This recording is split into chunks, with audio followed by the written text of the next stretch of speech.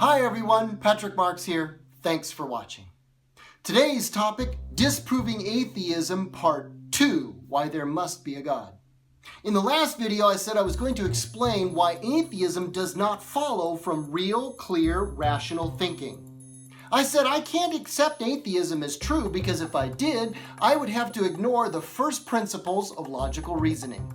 The first principles of logical reasoning are the bare bones of how we know anything at all. These first principles of logical reasoning can't be denied. In fact, in order to deny one, you would have to use a first principle in order to try to deny one. And of course, if you do that, it's self-defeating. The first of the first principles led us to understand that nothing cannot produce anything. But the universe clearly exists and it's loaded with lots of something. So that means that the universe had to come from something, not nothing. In fact, just think about the sentence, nothing cannot produce anything. Even the idea of the word produce tells you something about this concept. To produce or cause something is an action.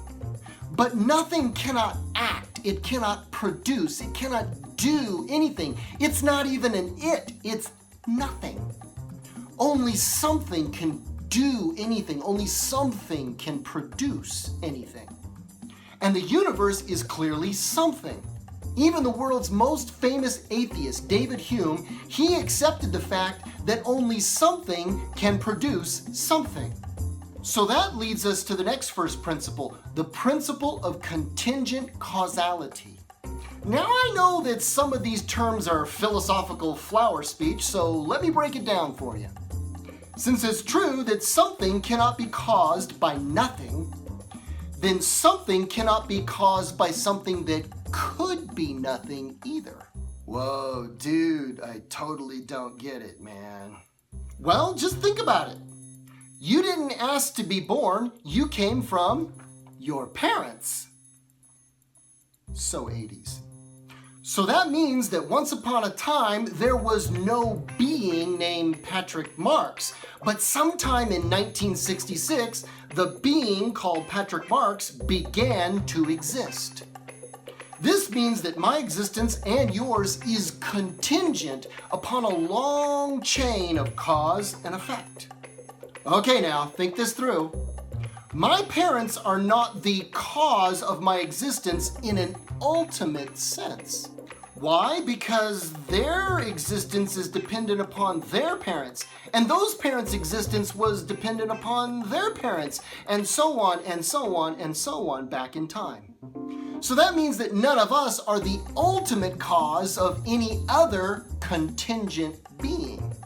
And that leads us to the principle of impossible causality.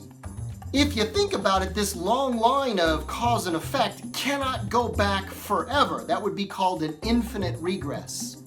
How do we know this? Well, when we look at the universe scientifically, we see that cause and effect goes back to a singularity. It goes back to a beginning point.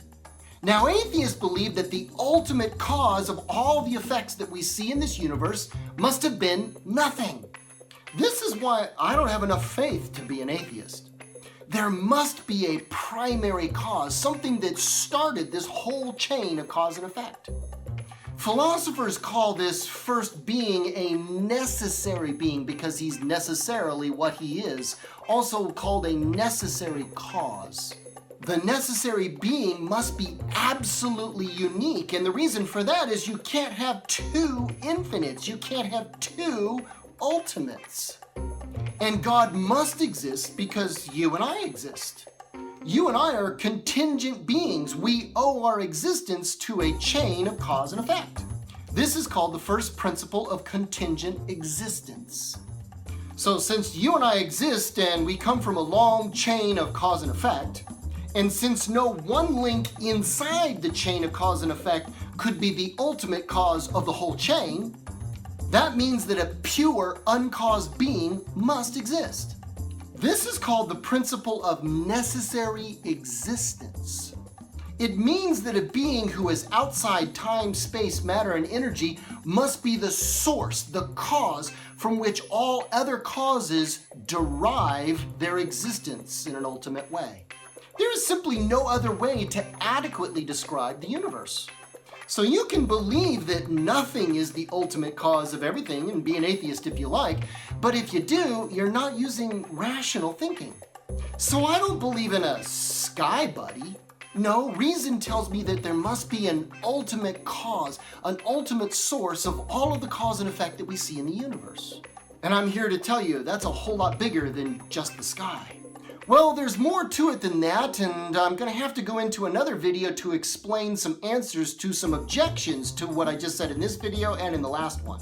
So I encourage you to subscribe to my channel and come on back and see where this argument goes. And in the meantime, be good, don't do anything evil, and I'll see you next time.